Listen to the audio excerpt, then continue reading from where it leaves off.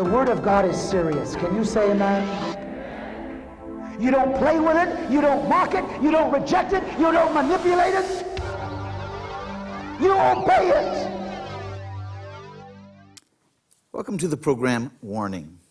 This is Dr. Jonathan Hansen, President of World Ministries International. Today I have a special guest, Arthur KEIDAR, Jr. He's a medical doctor, and he's running for U.S. Senate from the state of Washington. You and I are in trouble today. I think you understand that. Historically, Christians in America, especially pastors, have been the protectors of our society. In the past, they were actually the politicians or heavily involved in the election. However, in the last 50 years, there's been much confusion over the responsibility of a believer's role in government. One reason I'm backing Arthur KEIDAR is because he's a born-again Christian. Luke 19:13, he called his 10 servants, delivered them 10 pounds, and said, "Occupy till I come." Matthew 28:19 through 20, "Go ye therefore, teach all nations, baptizing them in the name of the Father, the Son, and the Holy Ghost, teaching them to observe all things whatsoever I have commanded you. And lo, I am with you always, even unto the end of the world." Matthew 5:13, "You are the salt of the earth. If the salt have lost its savor, wherewith shall it be salted?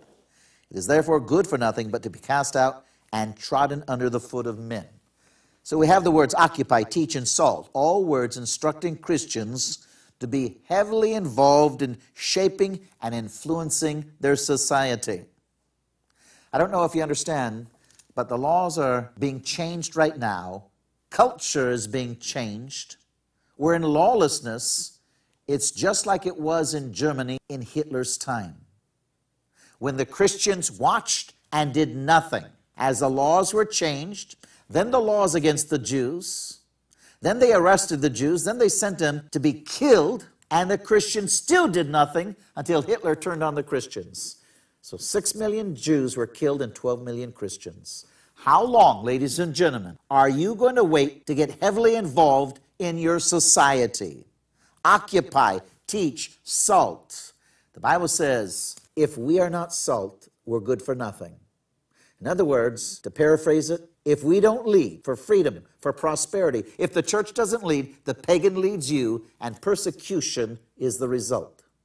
And laws are being created right now to persecute you and I and take away our freedoms. Let me tell you a little bit about Arthur KEIDAR, Jr.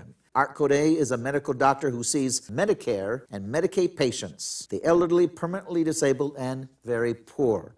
He visits them in their own homes and in nursing homes. Art strongly supports the right to life from conception to natural death. Art is a graduate of the University of Washington, and he earned his medical degree at Harvard Medical School. America needs true health care reform. As a physician, Art KEIDAR knows from the inside exactly what kind of health care reform America needs. Art is opposed to Obamacare, which would massively expand cost and government control of health care. Dr. KEIDAR has the credibility to push for common sense, free market solutions to control health care cost, simplify the system, level the playing field between consumers and insurance companies, and put patients, families, and their doctors back in control. He says he's for limited government. Government must be limited to prevent tyranny and oppression, to maximize individual rights and liberties. He says the U.S. Constitution goes to great lengths to limit the power of government, which should intrude as little as possible into the private sector, including free marketplace, religious, educational, and social establishments in the personal lives of its citizens. Then he says he's for a strong national defense. He says we should not withhold our willing service or treasure when called upon by our country for its defense, nor should our government take away our ability to defend ourselves and our nation by unduly infringing upon our right to keep and bear arms. Once again, in the studio, Arthur KEIDAR, Jr., running for U.S. Senate from Washington State. Ladies and gentlemen, we must back born-again believers. This man's a medical doctor. It's time we put some intelligence into the U.S. Senate. Dr. KEIDAR, welcome to the program Warning. Dr. Hansen, thank you for having me. Thank you for that fine introduction. Well, I did a little bit of research on you, as if you weren't really a strong Christian. I'm talking about a born-again Christian that understands the deity of Jesus Christ, understands that America was founded by Christians, and that's why we became the strongest nation on earth, because of our Judeo-Christian values and beliefs that usher in peace and prosperity. Our nation is falling right now. I've written a book called The Science of Judgment, and it's falling because we removed Judeo-Christian values and beliefs. We removed Jesus Christ. We've removed the Bible. We removed everything holy out of the school system and out of society, and now we are in and on the verge of losing our freedom. Would you agree with that, Dr. KEIDAR? Absolutely. And, you know, Dr. Hansen, one of the things that I think our founders understood very, very well is this most essential point. You cannot have a free and prosperous society where people self-govern if you don't have a citizenry that largely obeys laws and has an internal sense of morality and ethics. A free society depends on its members to behave well.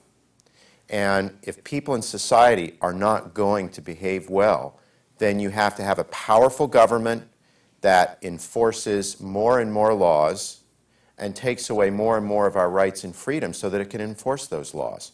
So it's very simple. If we can behave ourselves and treat each other well, we can have a small, limited government, and we can maximize our freedom, our liberty, and our prosperity.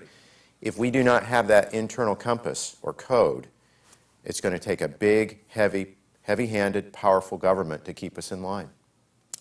So you see freedom or tyranny in our future. What do you see? I see freedom.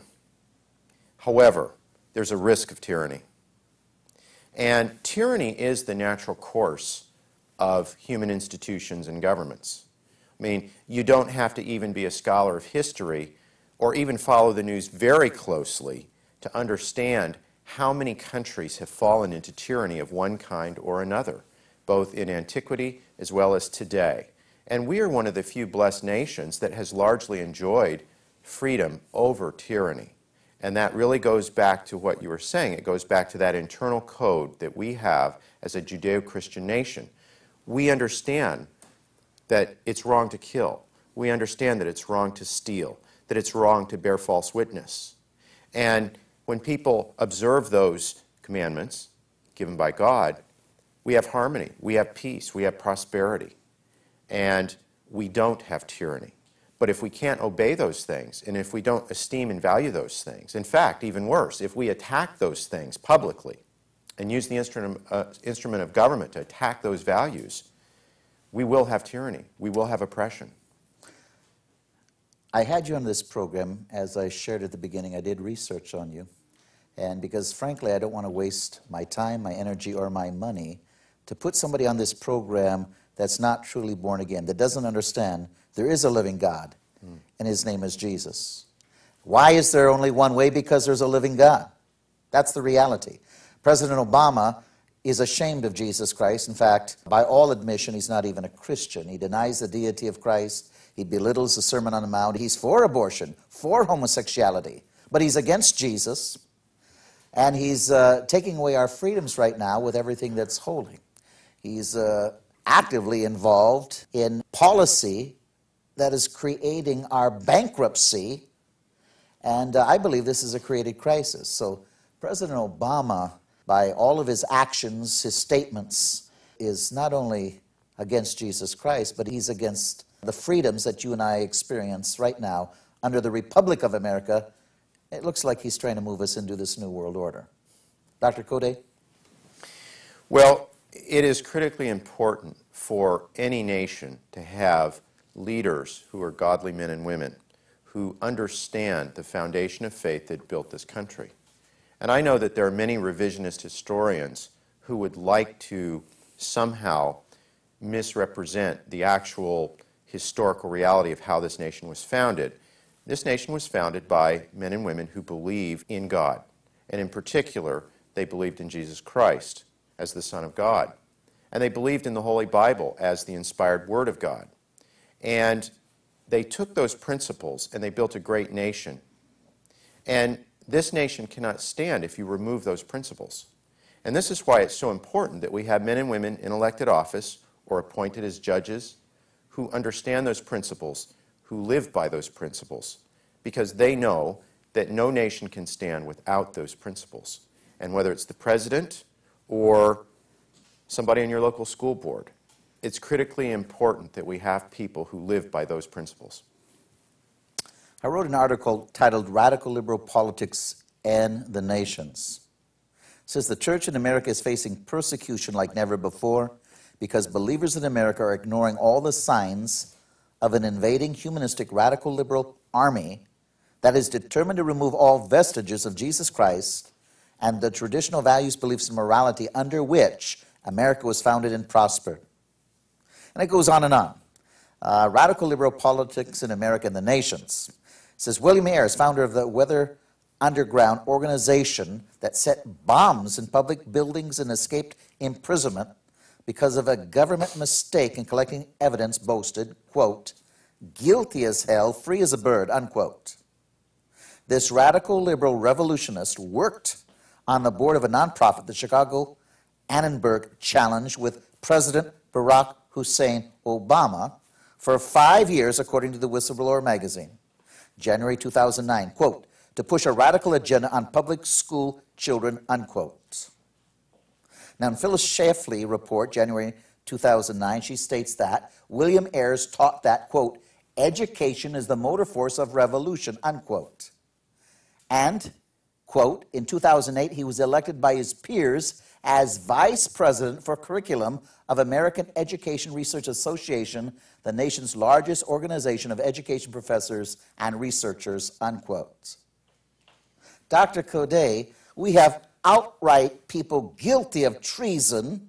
We have the president, if you study his history, he's been associated with so many radicals that are totally for destroying the United States as a republic.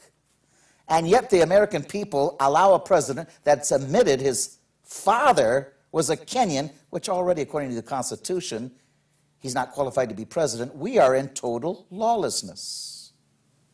Do you understand that? Yes, I do. And I think that the problem that you're speaking to, Doctor, is pervasive throughout society. I don't think it's isolated to this particular administration or to any particular part of our nation. Unfortunately, we're living in a time where laws in general are largely disregarded as long as you can escape punishment, okay? People, you quoted Mr. Ayres, people aren't even ashamed to say they've broken the law. There was a time in this country where that would have been a mark of shame. Today, people brag about it. The only thing they care about is whether or not they'll get caught and punished. Not even so much if they get caught. They really only care if they're going to get punished. And it's a sad state of affairs when you get to that point. A nation cannot survive when that's how people think. And it's important, more than ever, that we have elected leaders who will be models, who will obey the law to the best of their ability and uphold the law. And we desperately need that in America. And, you know, I understand that any individual is just a human being and flawed and can make mistakes. That's why we need a Savior like Jesus Christ, do we not? But nevertheless, we as Christians, we as Americans, we need to insist that the people that we elect to office will uphold our laws to the best of their ability. It's the oath they take. Why don't they start doing it? And why don't we as voters start insisting that we'll only consider candidates who respect the law? If you are elected senator, and let's say Barack Hussein Obama gets reelected, which I pray to God he doesn't, because we're on the verge of losing the Republic of the United States of America. And I'm working constantly with senators and House representatives, attorneys, lawmen, and we're very concerned.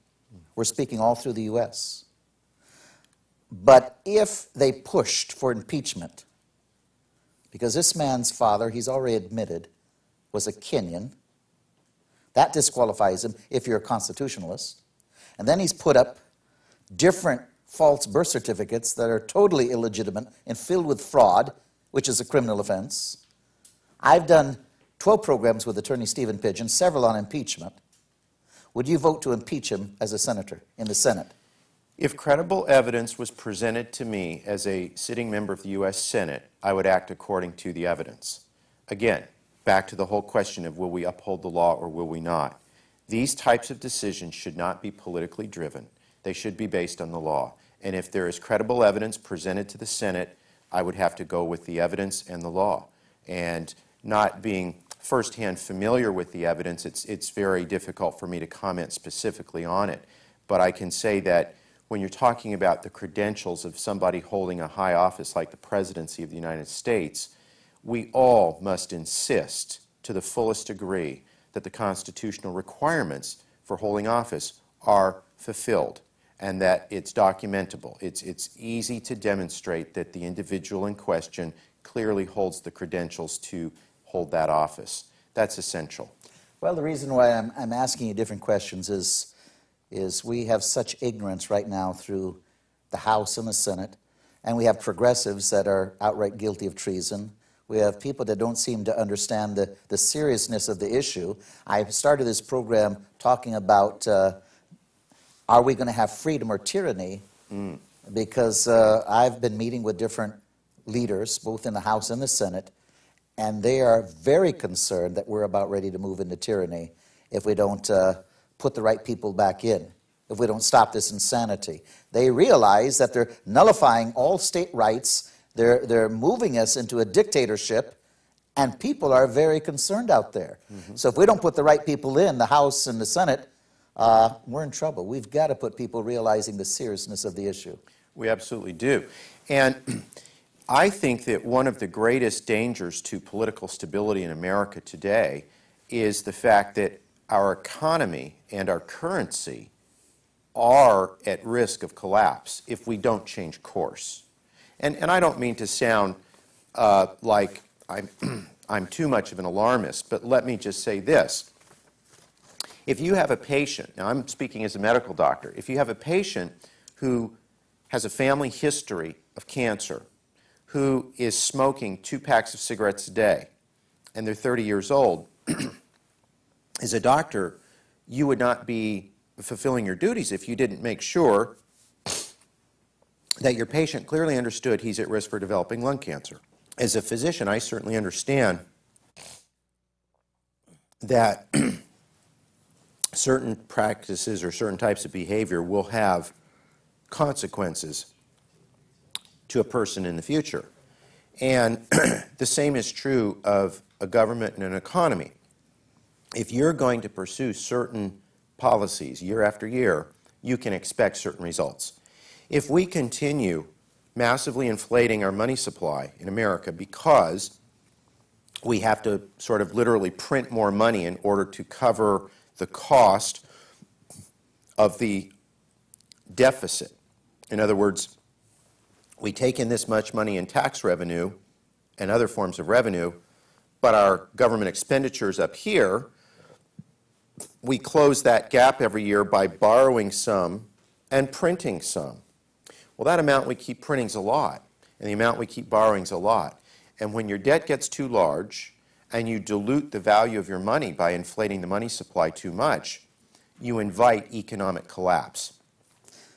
And I think that if we have such economic collapse, then we're also at risk of complete tyranny, because in the setting of economic collapse, you can have rioting, all sorts of crime, and the result will be government crackdown. Military personnel, boots on the ground in your front yard, in your backyard, in your neighborhood, martial law to maintain the order. And if we don't turn this ship around, we're headed in that direction. Well, that's what we're concerned with. We're concerned that this is a created crisis to dissolve the sovereignty of the United States and move us into a new world order. That's what we're very concerned with. subjects I've been speaking with different leaders across America, political leaders, are green fascism, earth worship, goddess Gaia, and the persecution of Christians, global warming, a lie used to control the sovereignty of nations by taking away liberty, property, and the lives of billions of people, Muslim Brotherhood, Sharia law, and World War III, the Republic of the USA, or tyranny under the New World Order is up to the church, created economic crisis to dissolve the sovereignty of the Republic of America, move us into a new world order, and world economic collapse in the evil radical liberal left. Again, people that are speaking with me are politicians, attorneys, and lawmen. All evidence points toward this is a created economic crisis to dissolve the sovereignty of the United States, to crash the world economy and move us into this new world order. You know, if I was going to sit down and devise a plan to destroy a great nation, I would do the following things. I would get the nation to turn away from its historical roots, including its actual history, its religious traditions and cultural traditions. I would get the nation to debase its currency. I would get the nation to spend itself into a large debt. I would get the nation to have a growing percentage of the population dependent upon the government for its existence in the form of food, housing, retirement benefits, health care, etc. I would not enforce the borders or the territorial sovereignty of the nation. I would allow large numbers of people to come there illegally and then give them benefits. These are exactly the things that I would do. I would weaken its military, and I would turn more and more of its internal sovereignty over to an external organization. Doesn't this sound strangely like what the United States of America is doing today? Well, and they're doing it all over the world. As I meet with governments around the world, and they're telling me what the United States is forcing them to accept in their constitution, like abortion or homosexuality, or they withdraw their aid. We are becoming a tyrant around the world, pushing the agenda of the United Nations, and the United Nations agenda is totally anti-Judeo-Christian values and beliefs. I've got the Constitution. We are pushing right now, as a government, what the Bible calls an abomination in morality, and we're forcing it on nations, Dr. Code. Yes, we are. We're forcing it on our own people, and we're forcing it abroad. We're taking away state rights. We're nullifying state rights, the will of the people, Sure. to become nothing more than a dictator. Sure. Now, who are you running against? I'm running against Marie Cantwell, who's been the one of 2 United States senators for Washington State, now in her second term. These are 6-year terms, so she's now in year 12, roughly starting year 12 of her term of service. What would you do differently than Marie? First of all, I would provide leadership. I'm running not because there are problems. There have always been problems. That's nothing new. I'm running because there's a lack of leadership to solve problems. That's the issue. I think that Senator Cantwell's career has been distinguished by the lack of anything by which to distinguish it. She has been in the office for well over a decade, and to the best of my understanding from looking at her record over that entire period, I see a person who has been a go-along, get-along kind of an individual. She has largely supported what her party bosses have told her to do. In return, they have rewarded her with certain pork barrel and earmarks of money for little projects in Washington State. But basically, she's occupying the seat but not providing the leadership that we need. I've never heard her speak out against overspending by the government. I've never heard her speak out against why we're debasing our currency. I've never heard her speak out and say we need a stronger national defense. I've never heard her speak out and say we need to enforce our borders. I've never seen her lead with drafting legislation to do these things. I do not see a person who's using the Senate seat to provide for a better, stronger, more secure future for Washington State or for America. Wow. Are you against same-sex marriage? Yes, I am. Against abortion? Yes, I am. Are you recognizing homosexuality as a sin? Yes. And Jesus Christ is God? Yes. Ladies and gentlemen, we're in trouble in the United States of America. It's very clear, unless we put godly men and women back in the House, back in the Senate, this nation is going to come under tyranny. The Bible is clear. Either godly men and women lead, or evil men and women will lead you. Closing comments, Dr. Cody. Yes, Dr. Hansen. I want people to know that I think America is a very special nation with a very bright future. As Ronald Reagan said, our best days lie ahead.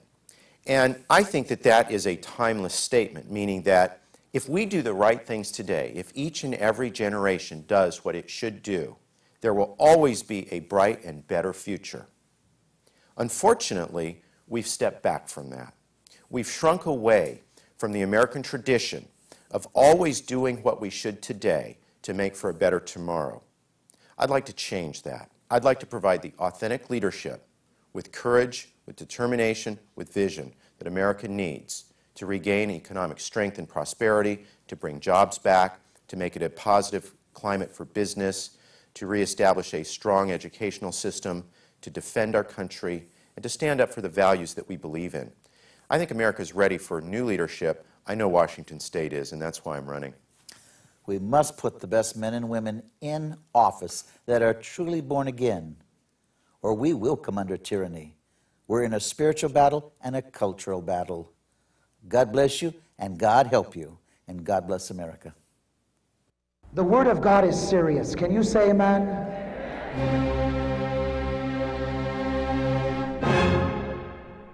You don't play with it.